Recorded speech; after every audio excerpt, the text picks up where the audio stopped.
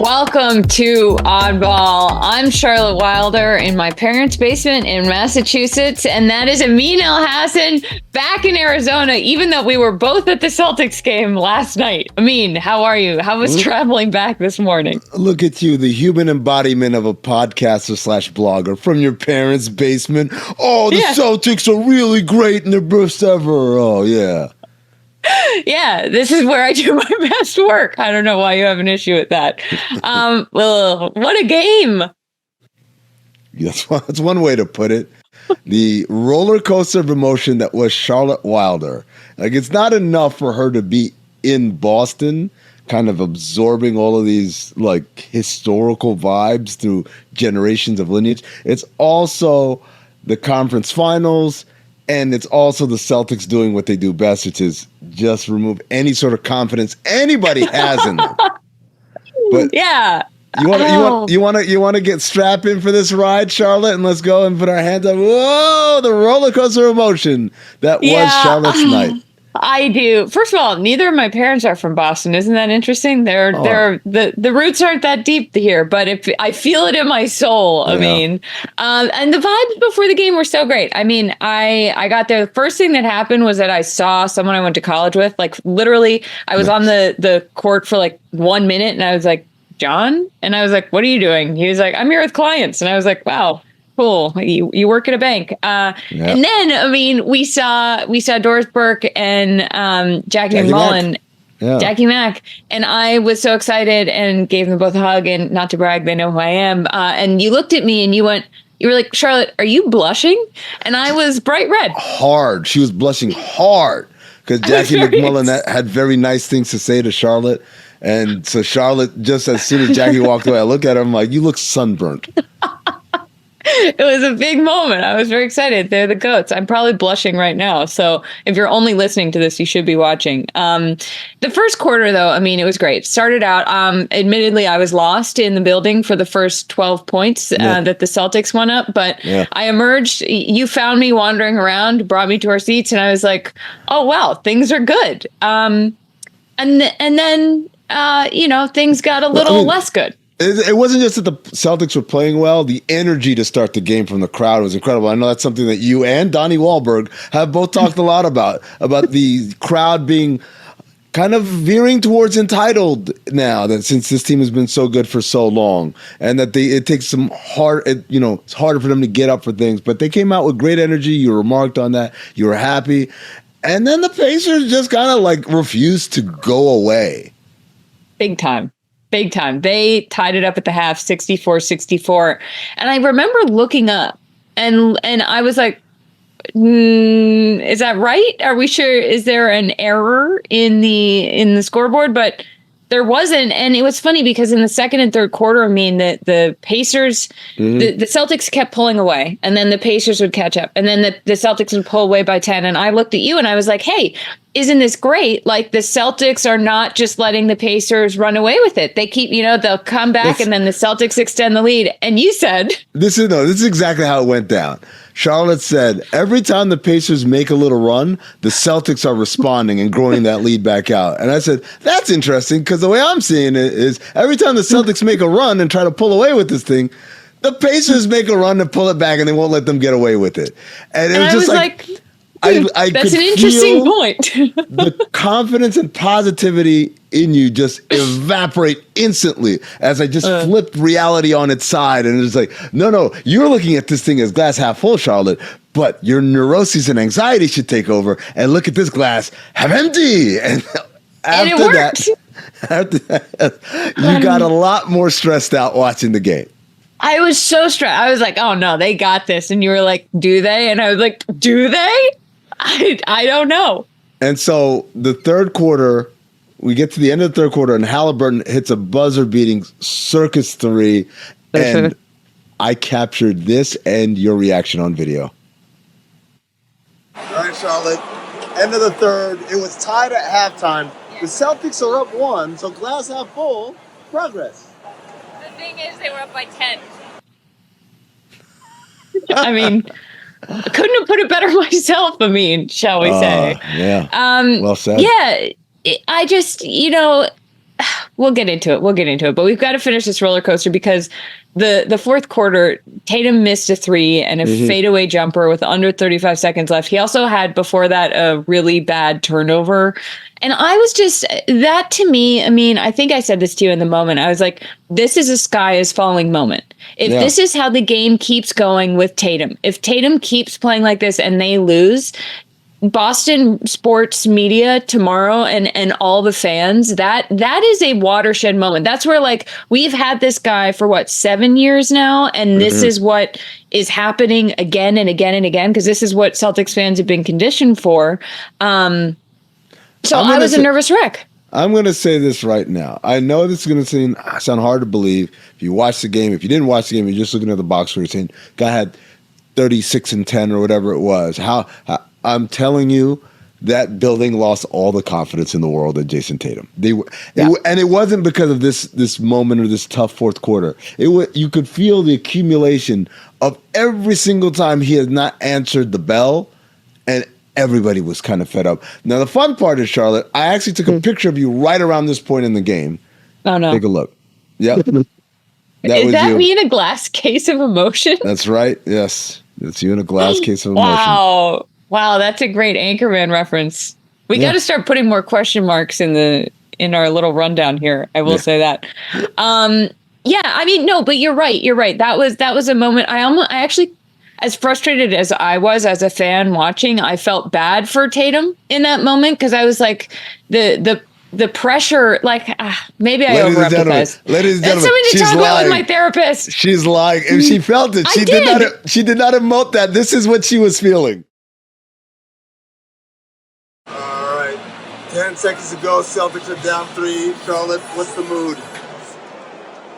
The mood is very bad. Tatum just missed every shot known to man. Yeah, that just screams empathy for Tatum, ladies and gentlemen. It's really unfortunate that we have the receipts. I just want to point out that was not planned. Obviously, we had the video planned, but Charlotte leading with, I felt very bad for Tatum. I was like, what? Look, I contain multitudes. I mean, anyway, whatever. I feel like everybody knows this at this point, but what happened next was truly, I was pretty down, as you can see. The vibes were bad. I was like, cool, we're going to lose the first one to the Pacers. That's fun. That's fun for the Celtics. But the ball went out of bounds with 8 seconds left. Yeah, it was a horrible inbound by the Pacers. They had the ball. They're in their backcourt. All they got to do is get the ball in and do the foul game. They had a timeout. Instead, Nembhard just kind of throws it. Siakam doesn't actually come to the ball. It knocks out. It's Celtics ball. 8 seconds to go. They're down 3, and this happens next.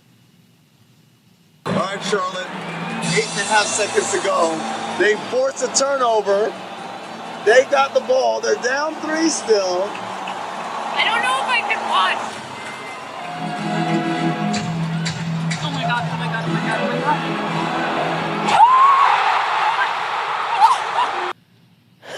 The oh my God is my favorite part. I'm having heart palpitations watching that back. I got nervous all over again.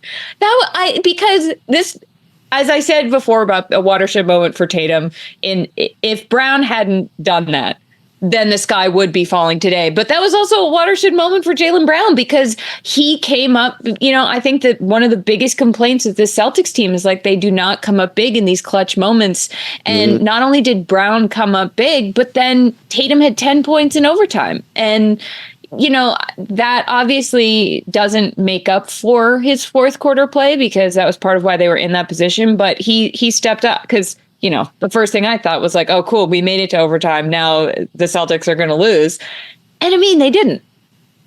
Yeah. I mean, look, now, if you want to get beyond emotions and narratives and storylines, the biggest thing was Aaron Nesmith fouling out, because when Nesmith was in the game, he was stymieing Tatum every way. Tatum was 1 of 6 when covered by Nesmith. He's coming after a pretty good series of covering Jalen Brunson. I know it didn't feel like that, but when you look at the numbers, Jalen Brunson actually shot pretty poorly when Nesmith was guarding him. Tatum is a different animal, but Nesmith answered the bell. And of course, Nesmith, former Celtic. Charlotte, you had a take on, Charlotte, Boston radio that people kind of were feeling. What was it? Well, now that you say that, I don't know if I said the best part of it, which was your part. But the fact that Nesmith was a Celtic and they built this thing. You told me to say that we created but Celtics created their own monster, and it came back to destroy them. But I forgot to say that part. I just said, "Wow, Nesmith used to be on this." You just said Nesmith was pretty good last night. That was it. Yeah, I've got a long way to go in the hot take department. But you're right. You're right. I mean, Nesmith, and he was the reason that Tatum wasn't playing well. And if you can shut down Brunson and Tatum, I mean, that's really impressive. I mean, that would be the kind of depth I think the Celtics would like to call upon. That was another thing we talked about during the game. At some point, Joe Mazzulla just said, I'm not playing my bench. Right? Hauser only 9 minutes. Cornette was a shaky 12 minutes, I believe. Pritchard played, and that was about it. He had 20 some odd minutes. But down the stretch, it was the starters, and they were riding the starters heavy, particularly Al Horford was out there. You could tell Big Al was getting a little tired out there, a little winded. Did this win feel like one for the ages, Charlotte, or do you feel like you dodged a bullet? Both, because I think that the act of dodging the bullet in and of itself was a big win. Because I mean, we were sitting there, Amin, and I was looking at you and I was like, oh my God, if it's forget how I feel about this team, forget what Boston may feel like, just from a excitement standpoint. And I say this, with all due respect to Indianapolis, but a Pacers finals is not the same thing. Charlotte went right into NBA marketing mode, like deep into the inner circles of Adam Silver and Mark Tatum and the rest of the power brokers. Like, we cannot have a Pacers finals. She's like, it's not good. It's not good for business.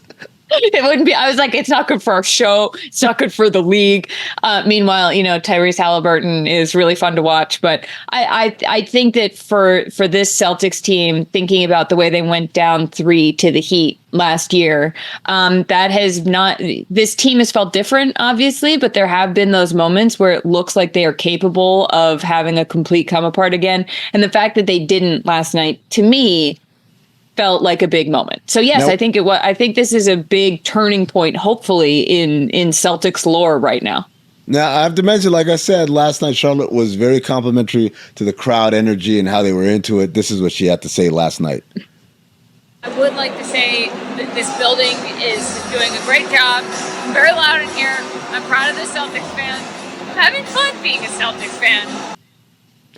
Yeah, and whenever like the energy was kind of shaky, they just would show either David Ortiz or Christopher Mintz-Plasse or Jadakiss or Drake May Drake May in the new Patriots quarterback. He was a big hit. Yeah. He played basketball. I mean, he's a big basketball fan. I forgot, so that's why he looked so happy there. Yes, he was. So Charlotte fans were great, right? No complaints. Well, yes, I do have one complaint. What's that? That they left, fans started leaving when the team was down 3 with 10 seconds left. And if you'll take a look at this nifty picture tweeted by Mary Saladna of WCVB in Boston, it was Celtics fans who left early, watching the game through the window of a bar as the Celtics tied it up and sent it to overtime. I've said this before on this show. Mm-hmm. Why would you leave with 10 seconds left? I understand being frustrated or thinking that the team is going to let you down again. How can you not just stay? Just stay, see what happens. Those are the moments that sports are all about, right? It's like it's a close game, and then what's going to happen? Also, not for nothing, clearly you guys weren't going to beat traffic. You're on foot. Right. What's happening here? That was clear, like, anger and frustration at the team that people were leaving, which I also think is really wimpy. And everybody who leaves with 10 seconds left should take a long, hard look in the mirror and say, well, I can handle. Look, even if the Celtics had lost, you can handle watching them lose. They're still going to lose whether you see it or not. So you might as well stick around. So after the game, Rick Carlisle in the press conference took the blame. this loss is totally on me. With 10 seconds in regulation, we should have just taken the timeout, advanced the ball, and found a way to get it in and made a free throw or two and ended the game. Well, and somewhere Doc Rivers said, I don't know. I mean, I kind of feel like it was Nimard's fault. He could have called the timeout. I mean, I don't know what were the other guys? Siakam, where are you running? Hey, Haliburton, be a star. Come get the ball. I think it was somehow Ben Simmons who made the misstep. Also, though, real quick, I mean, the lawyers sent over our contract. We forgot today. We have to get to our underlined key clause about shoehorning LeBron into the show because he commented on the game. He said, "And y'all still want to know why I would foul up 3 every single time? Is he right?" In 10 seconds. Well, it's no, not in that case because it was a catch and shoot. There's a bang play. If he fouled him, he would have got fouled shooting free throws. Like the action that the Celtics ran, it was not one where you could foul up there. That's when they're bringing the ball up or something, not on an inbound and a catch and shoot. But I would have said, hey, Siakam, here's an idea. Hands up, as opposed to trying to shove them up your ass, which is what it looked like.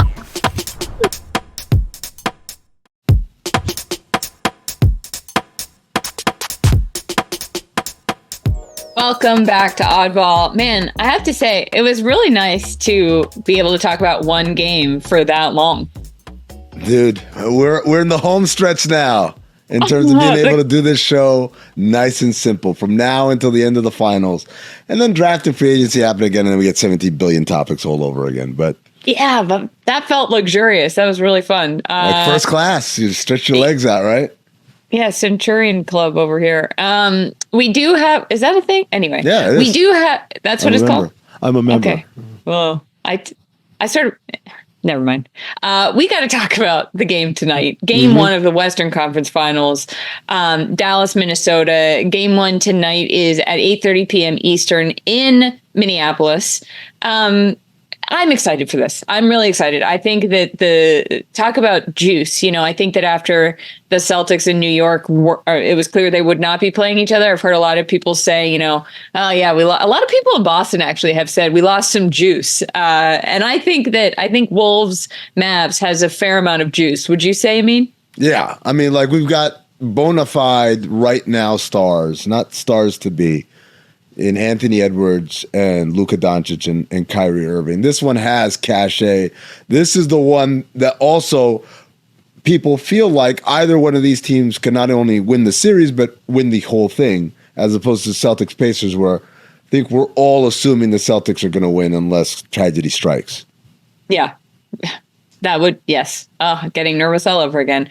Anthony Edwards as a star right now is really remarkable because the players that he's guarding, are shooting just under 39% when he guards them, which is the lowest percentage in the NBA. Do you think is it a stretch? Is it too soon to say that Ant is the best player in the playoffs left right now? Oh, best player left? Yeah. I think Luka Doncic would like to have a word there, but if I'm Anthony Edwards, I say, yeah, but Luka, who are you guarding? Because they put me on Jamal Murray. They put me on the best players, and Luka is kind of getting hidden, even though his defense is better than what we're accustomed to seeing from him in the regular season. It's still not the caliber. Anthony Edwards is an elite defensive player. Yeah. And he's showing it and proving it out there, and at the same time still with the same kind of offensive burden that a star has. It's not like he's expending it all on the defensive end and then just spotting up. So I think he's got a claim, though. As I said, I think Luka Doncic would like a word, and Jayson Tatum, I don't know how you feel about Jayson Tatum. Does he get a word? Because he's a pretty good defensive player too. If he gets a word, they all get words. I think that the next couple weeks is going to determine who has the last one. But Ant, is also making an impact outside of the court. I think he's done more for Minnesota tourism than maybe anybody in the last 50 years. Prince would like a word. Oh God, Prince. I love him. I miss him every day. Jesse Ventura would also like a word. I'll take the Prince one. He said after Game 7 against the Nuggets when they sent the defending champs home, Anthony Edwards uttered the now immortalized words. I have not been to Minnesota in probably 20 years. Bring gas. Bring gas. Bring gas. You know what the governor, Tim Walz, declared? What'd he do? He declared that May 22nd, 2024 is, in quotes, Wolves Back Day. Here's that proclamation. But you might notice a hidden message, and if you don't, other people on the internet did. Mm-hmm. And let's enhance that. Yes, there it is. The first letter of every provision or clause spells out bring ya, not your, Y-A, ass. Let me just tell you something. That Y and that A placement is doing a lot of work there, because it could instantly be changed to something completely. We have fun here. Is this, are the Wolves cooked? Did the governor just completely eradicate chances of a championship? It reminds me of the mattress guy in Houston, right? Like, he puts like $1 million bets. Mattress Mac. Yeah, like this is what, it's one of those things where, again, we've talked about this in different scenarios throughout the year, but it screams, my big brother's going to kick your ass. Well, don't say that. Now, now I got to go do it. The big brother, shaking his head. Well, he's big brother in this case probably believes he's going to beat their ass. But again, I don't need any extra pressure from people who aren't playing. If you're not playing in this thing, just sit back, relax, and enjoy the show. The people who are playing can do enough shit talking on their own. It's just sort of like, let me make myself a part of this story. Right. Very look at me, Louie. All right, we got a lot of time to talk about Wolves and Mavs for the next week or so, but let's do one last bit of housekeeping when it comes to the Knicks. There's a rumor out that Jalen Brunson is considering signing a 4-year, $156 million contract extension, which will give them some more certainty, rather than waiting till next summer where he can sign a 5-year, $270 million extension. This, according to Steve Popper of Newsday. Charlotte, this thing is hilarious because, as I've always talked about, my good friend Elite, the producer, Grammy-winning producer for Dreamville, huge Knick fan, and he says, well, he could just be that Jalen Brunson's a nice guy, and he wants to give the team every opportunity to go out there and field the winner. And I said, bullshit, because nobody leaves $100 million on the table just being a nice guy. This is absolutely something that, it's either one of two things. Either A, there's something contractually that we're not getting in this report because we have a new TV deal coming in, obviously, so that it will adjust to whatever that is. So 156 represents today money, but that number will grow. Or something is horribly wrong with Jalen Brunson physically that only he knows, and he's trying to lock in to the bird in hand. Okay, that's a very depressing thought. Hear me out, though. What if he is, obviously they have some other players that they have to lock up this offseason. Is there any world in which you could see someone taking a pay cut to be able to get better players to ensure more of a chance of a championship if that is something that Jalen Brunson really cares about? If he's like, look, I'm going to do this in the hopes that down the line I'll be able to make more money even than the 270 if I want to change. Is there any part of that thinking that could be explaining this? No, I'm going to just cut you off. No, it's $100 million. $100 million. That's a lot of money. And by the way, no pay cut can guarantee you a championship. It's like the old line from Futurama where Calculon says to Bender, and you can guarantee me an Oscar? And Bender says, I can guarantee you anything. Meaning, I can say any words, doesn't necessarily mean they're going to come true. And so if this were like the big three, those guys all took, LeBron and Wade and Bosh, they took something like $2 million a year less in order to make it happen so they could pay Mike Miller and Udonis Haslem and guys like that. Not $100 million. This is preposterous, and I just don't see it happening. You just made me realize why Jalen would take $100 million pay cut. It's obvious. It is to make room for LeBron James on the Knicks roster and Bronny. See, we're going to keep doing this, and everyone's going to call us, people like your friend JJ Redick are going to call us shit stirrers. That's what they're going to call us. He did say, stop talking shit. So shout out to JJ. Yeah. It was great to see you last night. Thanks for watching Oddball.